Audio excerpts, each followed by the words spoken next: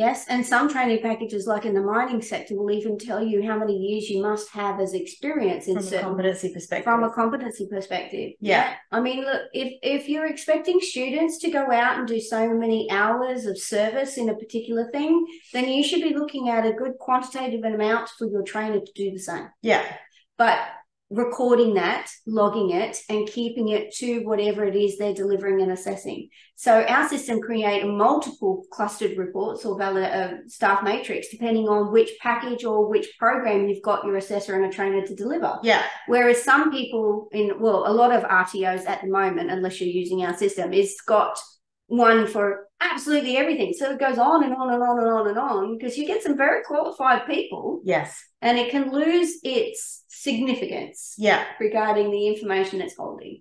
And then the second part of that is that once you do identify your gaps, you've then actually got a plan for what then needs to happen over the next 12, 24, 36 months. Again, looking at that currency period and the number of gaps that you've got. It's still down to the RTO to articulate how long that should take. But this system breaks it down to that unit level and goes, okay, we found gaps in these areas. Here's your list of content you must cover in your next PD when you do whenever. Yeah. So it gives you a plan. Like, there's no longer guessing. And it's also, I found one of the test people said, I don't get the argument anymore from the trainer. Yes. Because trainers will say, well, that's rubbish, I cover it in this. And then the person looking at it, might be the compliance person, the HR person, the manager, will go, well, I don't think you have. Yeah, so then it becomes a he said, she said, he said, he said, she said, she said sort of a thing. Yeah, this ends up being, the system is an independent reviewer. Yeah. It's looking at the evidence. Now, if it says that there's a gap and both the user and the trainer says, well, the gap is covered, you need to look at the evidence. Yeah. Because that's all the system can look at. Yeah. It is looking at the evidence. And if the evidence has been uploaded, then it's missing. Yeah. So an example in one of the testers, they forgot to upload their CV. Right. Because they had so many units they had to do with previous training packages. Yeah. Some of the units aren't in our system, so you'll have to go on to training.gov and actually get a copy of the unit if they have it.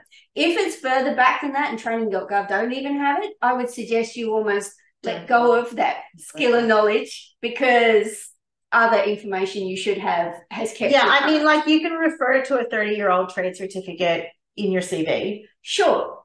But, you know, and you might put it as a line of one of the competencies held in your trainer matrix. But when it comes to mapping actual units. Yeah. And current, not just the competent. It just becomes too challenging. Yeah. And our system will look at both vocational competency, meaning do you have the unit at all, and industry competency. So that comes down to the CVs and the resumes and other things you might have. Yeah. Position descriptions can even be uploaded. Yeah, position descriptions are great. So this is the position evidence. Yeah. And I think one of the things that was challenging for our testers was when they're provided with an electronic participation certificate. Yeah. And it might list it. So there are a few tricks and tips that you can use. And until our system has, I mean, we're constantly updating and improving it anyway. Like all technology. But at the moment, if it's simple as if you have it on your screen as a PDF, you can use a snipping tool from the Microsoft suite. Yeah. And it can now select the text and you can create your own professional development register.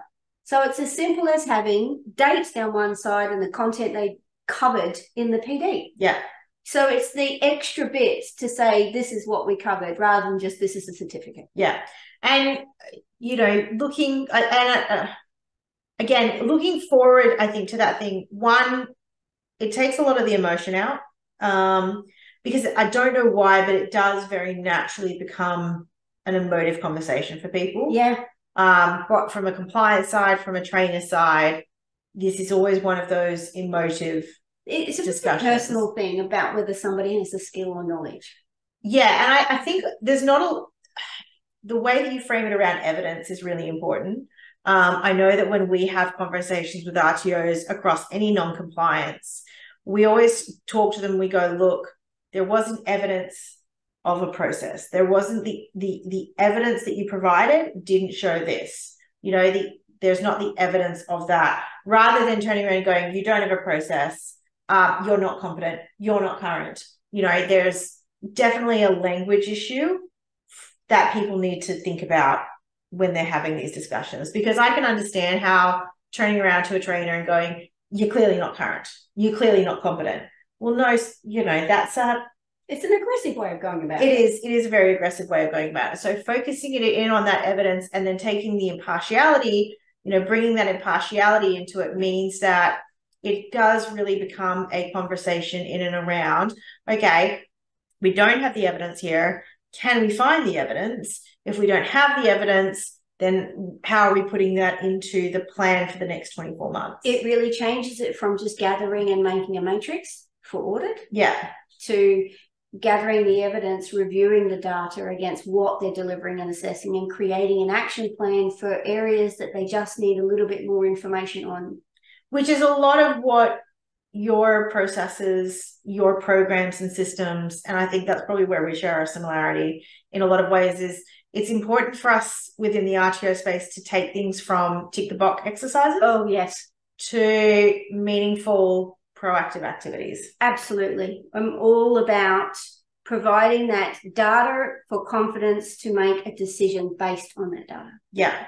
And, you know, I guess for those people that are out there, if you are working on the process of putting together a trainer matrix and you are doing it manually, if you're a compliance person, or if you're the quality person, or if you're the training manager in your organization, do know how to approach that task in that evidence-based, using that evidence-based language. You're going to find the whole process is a lot less emotional and a lot easier to manage, and it becomes then far more collaborative. What I like to focus people on when we have discussions around assessment, validation, and now staff matrix is all about the culture of compliance. Yeah. How are you feeling about this? Is this an aggressive process for your team? Yeah. And deal with that first. Yeah. Like you said, language, if you've got that really big collaboration, I'm here to help you rather than to make you do something you don't want to do. Yeah. If you understand, if you're in that responsible role of assisting teams to become compliant, then you need to move around the words and the terms and the language you use to help change that culture to a positive one rather than a negative one. Yeah, because like all of these sorts of things are actually there to protect the trainer as much as they are to protect the RTO and protect the student. So when we build our trainer matrix, when we do validations, we're doing them to make sure that the tool is correct, that the way the tool is being interpreted by the trainer, by the student is correct. Because if something goes wrong in a lot of circumstances, the standards say that the assessor is assured that, right? So the assessor is assured that there's a quality, quantity, and relevance of assessment evidence. So when things go wrong within the RTO, or if things go wrong post issuance of the qualification, it can come back on the trainer. If you have good processes and you've got a strong trainer matrix, which demonstrates competency and currency, you've supports them to maintain it. That's right. You've got good assessment tools that again demonstrate, you know, they are sufficient, they're valid, you know, they meet the training package, principles of assessment, rules of evidence, and something's gone wrong, and and someone's been injured, or, you know, there's been a critical infrastructure issue. If you have all of that evidence in place, you as the RTO and the trainer are all protected in that process. Yeah, you are able to prove your statements. That's right. Whereas when you don't have that, that is when things can become very, very problematic for the trainer, for the RTO, for everybody. For everyone. And there's always going to be circumstances where you can get the best training, where you can have the most competent person who has a bad day, and then all of a sudden something horrible happens. But if you've got really good processes in place, it is that really important protection mechanism that we all need. Yeah. And if we can make these processes easier for you to provide that evidence, then, well, that's what I do. And that's the whole thing. That is where the technological sector is taking us. And I mean, certainly you've been leading that way for a long time. But I think we're going to see a lot more continuing to come out of that space of how technology can help us just get to that point a little bit easier with a little little less frustration. Yeah, absolutely. Yeah. So if people do want to take a look at your qual system, where can they contact you? They can contact me at prickly2sweet.com.au. Otherwise, guys, I am Lauren Hollows from Anawire Education Services. And I'm Vanessa McCarthy from Prickly2Sweet. Thanks, guys. If you have any questions, as per usual, drop them below. We will attempt to answer them. Absolutely. We are potentially going to have a lot more good stuff coming out in 2024. So keep watching this channel. Thank you so much for all your support so far. And thank you so much to everyone who did come out and see us at Velg and just said, you know, hi and, you know, thanks for what you do. And it was really great to meet people as well. Yeah, so great to spend time with you too. Thanks, guys. Thank you. Bye. Bye.